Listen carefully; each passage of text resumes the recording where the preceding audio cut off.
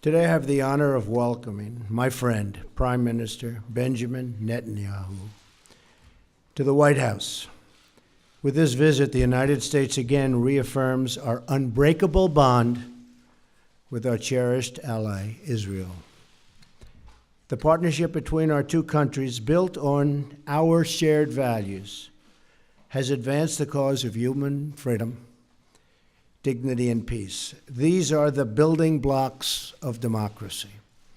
The State of Israel is a symbol to the world of resilience in the face of oppression. You can think of no other state that's gone through what they've gone, and of survival in the face of genocide. We will never forget what the Jewish people have endured. Your perseverance in the face of hostility, your open democracy in the face of violence, and your success in the face of tall odds is truly inspirational. The security challenges faced by Israel are enormous, including the threat of Iran's nuclear ambitions, which I've talked a lot about. One of the worst deals I've ever seen is the Iran deal. My administration has already imposed new sanctions on Iran, and I will do more to prevent Iran from ever developing, ever, a nuclear weapon. Our security assistance to Israel is currently at an all-time high, ensuring that Israel has the ability to defend itself from threats, of which there are, unfortunately, many. Both of our countries will continue and grow. We have a long history of cooperation in the fight against terrorism and the fight against those who do not value human life. America and Israel are two nations that cherish the value of all human life. This is one more reason why we reject unfair and one-sided actions against Israel at the United Nations, which has treated Israel, in my opinion, very, very unfairly, or other international forums, as well as boycotts that target Israel. Our administration is committed to working with Israel and our common allies in the region towards greater security and stability. That includes working toward a peace agreement between Israel and the Palestinians. The United States will encourage a peace and really a great peace deal. We'll be working on it very, very diligently. Very important to me also, something we want to do. But it is the parties themselves who must directly negotiate such an agreement. We'll be beside them. We'll be working with them. As with any successful negotiation, both sides will have to make compromises. You know that, right? Both sides. I want the Israeli people to know that the United States stands with Israel in the struggle against terrorism. As you know, Mr. Prime Minister, our two nations will always condemn terrorist acts. Peace requires nations to uphold the dignity of human life and to be a voice for all of those who are endangered and forgotten. Those are the ideals to which we all and will always aspire and commit. This will be the first of many productive meetings, and I again, Mr. Prime Minister, thank you very much for being with us today. Mr. Prime Minister, thank you.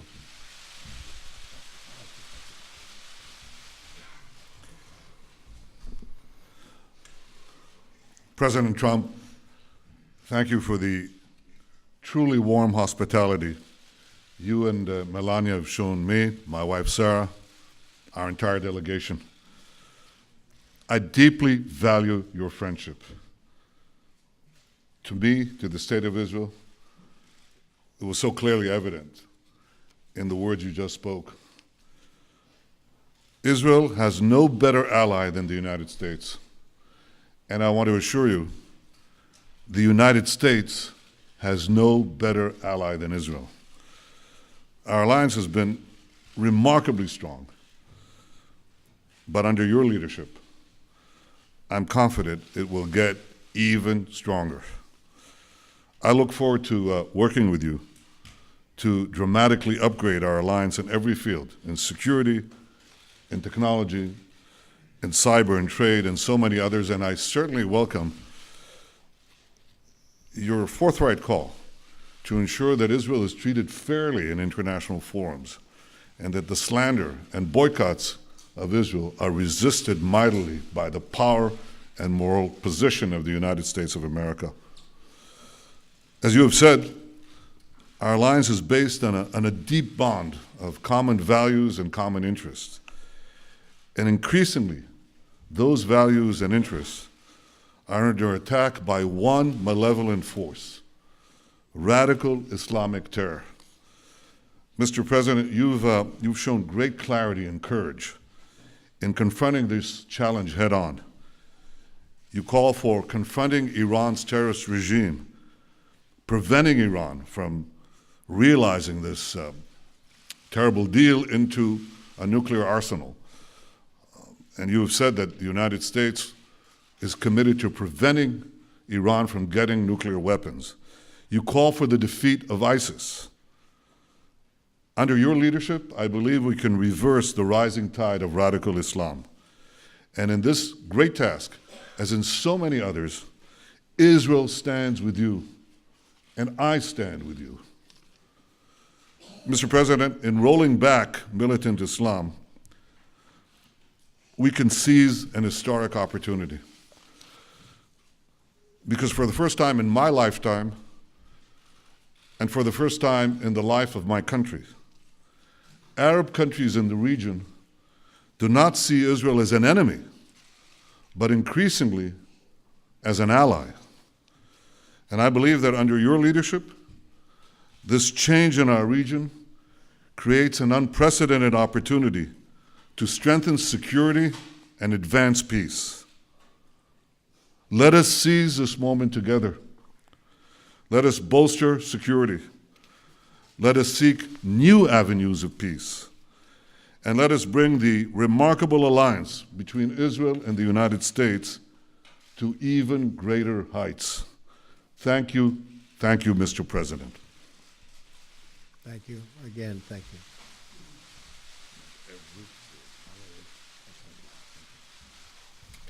We'll take a couple of questions. David Brody, that's Christian Broadcasting. David? Thank you, Mr. President, Mr. Prime Minister. Both of you have criticized the Iran nuclear deal and at times even called for its repeal. I'm wondering if you're concerned at all as it relates to not just the National Security Advisor, Michael Flynn, who is recently no longer here, but also some of those events that have been going on with communication in Russia, if that is going to hamper this deal at all and whether or not it would keep Iran from becoming a nuclear state. And secondly, on the settlement issue, are you both on the same page? How do you exactly term that as it relates to the settlement issue? Thank you. Michael Flynn, General Flynn, is a wonderful man. I think he's been treated very, very unfairly by the media, as I call it, the fake media in many cases. And I think it's really a sad thing that he was treated so badly.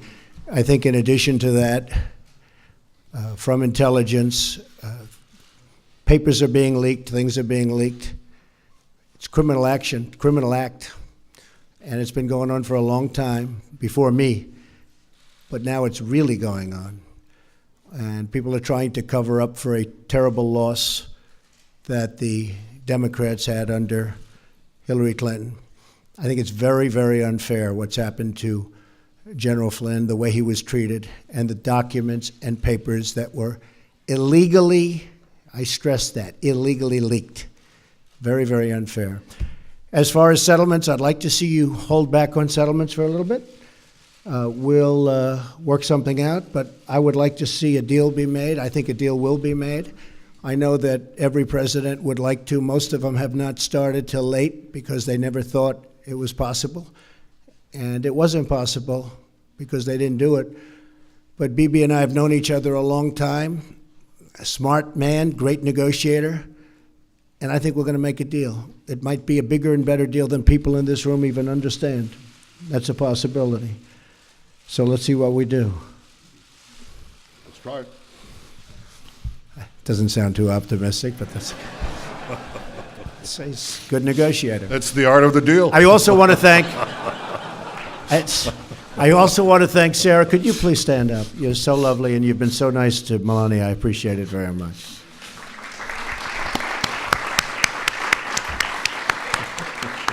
Thank you. Your turn. Was it Udi Segal? Yeah, please, go ahead. Thank you very much. Mr. President, in your vision for the new Middle East peace, are you ready to give up of the notion of two-state solution that was adopted by previous administration?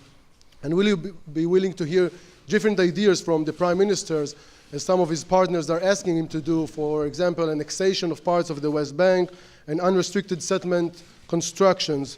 And one more question, are you going to fulfill your promise to move the U.S. Embassy in Israel to Jerusalem, and if so, when? And Mr. Prime Minister, did you come here tonight to tell the President that you're backing off the two-state solution? Thank you. So I'm looking at two-state and one-state, and I like the one that both parties like. I'm very happy with the one that both parties like. I can live with either one. I thought for a while the two-state looked like it may be the easier of the two. But honestly, if Bibi and if the Palestinians, if Israel and the Palestinians are happy, I'm happy with the one they like the best. As far as the embassy moving to Jerusalem, I'd love to see that happen. We're looking at it very, very strongly. We're looking at it with great care, believe me. And we'll see what happens. Okay? Thank you. I read yesterday that an American official said that if you ask 5 people what 2 states would look like, you'd get 8 different answers. Well, Mr. President, if you asked 5 Israelis, you'd get 12 different answers. But rather than deal with labels, I want to deal with substance. And it's something I've hoped to do for years in a world that's absolutely fixated on labels and not on substance. So here's the substance. There are 2 prerequisites for peace that I laid out several years ago, and they haven't changed. First, the Palestinians must recognize the Jewish state. They have to stop calling for Israel's destruction. They have to stop educating their people for Israel's destruction. Second, in any peace agreement, Israel must retain the overriding security control over the entire area west of the Jordan River, because if we don't, we know what will happen. Because otherwise, we'll get another radical Islamic terrorist state in the Palestinian areas, exploding the peace, exploding the Middle East. Now, unfortunately, the Palestinians vehemently reject both prerequisites for peace. First, they continue to call for Israel's destruction inside their schools, inside their mosques, inside the textbooks. You have to read it to believe it. They even deny, Mr. President, our historical connection to our homeland. And I suppose you have to ask yourself, why are Jews called Jews? Well, the Chinese are called Chinese because they come from China. The Japanese are called Japanese because they come from Japan. Well, Jews are called Jews because they come from Judea. This is our ancestral homeland. Jews are not foreign colonialists in Judea. So unfortunately, the Palestinians not only deny the past, they also poison the present. They name public squares in honor of mass murderers who murdered Israelis, and I have to say, who also murdered Americans. They pay monthly salaries to the families of murderers, like the family of the terrorist who killed Taylor Force, a wonderful young American, a West Point graduate, who was stabbed to death while visiting Israel. So this is the source of the conflict. The persistent Palestinian refusal to recognize a Jewish state in any boundary, this persistent rejectionism, that's the reason we don't have peace. Now that has to change. I want it to change. not only have I not abandoned these two prerequisites of peace, they become even more important because of the rising tide of fanaticism that has swept the Middle East and has also, unfortunately, infected Palestinian society. So I want this to change. I want those two prerequisites of peace, substance, not labels. I want them reinstated. But if anyone believes that I, as Prime Minister of Israel, responsible for the security of my country, would blindly walk into a Palestinian terrorist state that seeks the destruction of my country, they're gravely mistaken. The two prerequisites of peace, recognition of the Jewish state, and Israel's security needs west of the Jordan, they remain pertinent. We have to look for new ways, new ideas on how to reinstate them and how to move peace forward. And I believe that the great opportunity for peace comes from a regional approach, from involving our newfound Arab partners in the pursuit of a broader peace and peace with the Palestinians. And I greatly look forward to discussing this in detail with you, Mr. President, because I think that if we work together, we have a shot. And we have been discussing that, and it is something that is very different, hasn't been discussed before, and it's actually a much bigger deal, a much more important deal in a sense. It would take in many, many countries, and it would cover a very large territory. So I didn't know you were going to be mentioning that, but that's now that you did, I think it's a terrific thing. And I think we have some pretty good cooperation from people that in the past would never, ever have even thought about doing this. So we'll see how that works out. Okay. Katie from Town Hall. Where's Katie? Right there. Katie? Thank you, Mr. President. You said in your earlier remarks that both sides will have to make compromises when it comes to a peace deal. You mentioned a halt on settlements. Can you lay out a few more specific compromises that you have in mind, both for the Israelis and for the Palestinians? And Mr. Prime Minister, what expectations do you have from the new administration about how to either amend the Iran nuclear agreement or how to dismantle it altogether, and how to overall work with the new administration to combat Iran's increased aggression, not only in the last couple of months, but the past couple of years as well? It's actually an interesting question. I think that the Israelis are going to have to show some flexibility, which is hard. It's hard to do. They're going to have to show the fact that they really want to make a deal. I think our new concept that we've been discussing actually for a while is something that allows them to show more flexibility than they have in the past, because you have a lot bigger canvas to play with. And I think they'll do that. I think they very much would like to make a deal, or I wouldn't be happy and I wouldn't be here and I wouldn't be as optimistic as I am. I really think I can tell you from the standpoint of Bibi and from the standpoint of Israel, I really believe they want to make a deal and they'd like to see the big deal. I think the Palestinians have to get rid of some of that hate that they're taught from a very young age. They're taught tremendous hate. I've seen what they're taught. And you can talk about flexibility there too, but it starts at a very young age, and it starts in the schoolroom. And they have to acknowledge Israel. They're going to have to do that.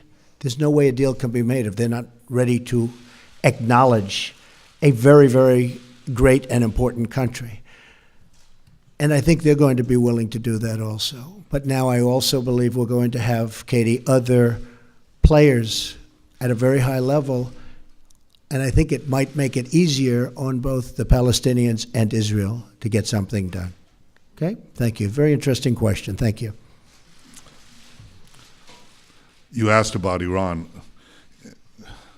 One thing is preventing Iran from getting nuclear weapons, something that President Trump and I think are deeply committed to do, and we are obviously going to discuss that. I think beyond that, President Trump has led a very important effort in the past few weeks, just coming into the presidency. He pointed out there are violations, Iranian violations on ballistic missile tests. By the way, these ballistic missiles are inscribed in Hebrew. Israel must be destroyed. The Iranian Foreign Minister Zarif said, well, our ballistic missiles are not intended against any country. No. They write on the missile in Hebrew, Israel must be destroyed. So challenging Iran on its violations of ballistic missiles, imposing sanctions on Hezbollah, preventing them, making them pay for the terrorism that they foment throughout the Middle East and beyond, well beyond. I think that's a change that is clearly evident since President Trump took office. I welcome that. I think it's, let me say this very openly, I think it's long overdue. And I think that if we work together, and not just the United States and Israel, but so many others in the region who see eye to eye on the great magnitude and danger of the Iranian threat, then I think we can roll back Iran's aggression and danger. And that's something that is important for Israel, the Arab states, but I think it's vitally important for America. These guys are developing ICBMs. They want to get to a nuclear arsenal, not a bomb, 100 bombs. And they want to have the ability to launch them everywhere on Earth, and including, and especially, eventually, the United States. So this is something that is important for all of us. I welcome the change, and I intend to work with President Trump very closely so that we can thwart this danger. Great. You have somebody? Boav? Mr. President, since your election campaign and even after your victory, we've seen a sharp rise in anti-Semitic incident across the United States. And I wonder, what do you say to those among the Jewish community in the States and in Israel and maybe around the world who believe and feel that your administration is playing with xenophobia and maybe racist tones? And Mr. Prime Minister, do you agree to what the President just said about the need for Israel to restrain and to stop settlement activity in the West Bank? And a quick follow-up on my friend's questions. Simple question. Do you back off from your vision to the end of the conflict of two-state solution as you lay out in Bar Ilan speech, or you still support it? Thank you. Well, I just want to say that we are, very honored by the victory that we had, 306 electoral college votes. We were not supposed to crack 220. You know that, right? There was no way to 221, but then they said there's no way to 270. And there's tremendous enthusiasm out there. I will say that we are going to have peace in this country. We are going to stop crime in this country. We are going to do everything within our power to stop long simmering racism and every other thing that's going on, because a lot of bad things have been taking place over a long period of time. I think one of the reasons I won the election is we have a very, very divided nation, very divided. And hopefully I'll be able to do something about that. And it was something that was very important to me. As far as people, Jewish people, so many friends, a daughter who happens to be here right now, a son-in-law, and 3 beautiful grandchildren. I think that you're going to see a lot different United States of America over the next 3, 4, or 8 years. I think a lot of good things are happening, and you're going to see a lot of love. You're going to see a lot of love. Okay? Thank you. I believe that the issue of the settlements is not the core of the conflict, nor does it really drive the conflict. I think it's an issue. It has to be resolved in the context of peace negotiations. And I think we also are going to speak about it, President Trump and I, so we can arrive at an understanding, so we don't keep on bumping into each other all the time on this issue, and we're going to discuss this. On the question you said, you just came back with your question to the problem that I said. It's the label. What does Abu Mazen mean by 2 states, okay? What does he mean?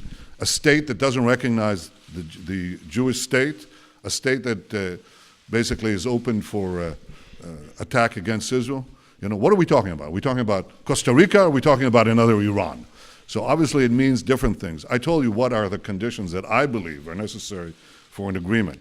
It's the recognition of the Jewish state, and it's Israel's security control of the entire area. Otherwise, we're just fantasizing. Otherwise, we'll get another failed state, another terrorist Islamist dictatorship that will not work for peace, but work to destroy us, but also destroy any hope for a peaceful future for our people. So I've been very clear about those conditions, and they haven't changed. I haven't changed. If you read what I said 8 years ago, it's exactly that. And I repeated that again and again and again. If you want to deal with labels, deal with labels. I'll deal with substance. And finally, if I can respond to something that I know from personal experience. I've known President Trump for many years. And to allude to him, or to his people, his team, some of whom I've known for many years too. Can I reveal, Jared, how long we've known you? Well, he was never small. He was always big. He was always tall. But I've known the president, and I've known his family and his team for a long time. And there is no greater supporter of the Jewish people and the Jewish state than President Donald Trump. I think we should put that to rest. Thank you very much. Very nice. I appreciate that very much.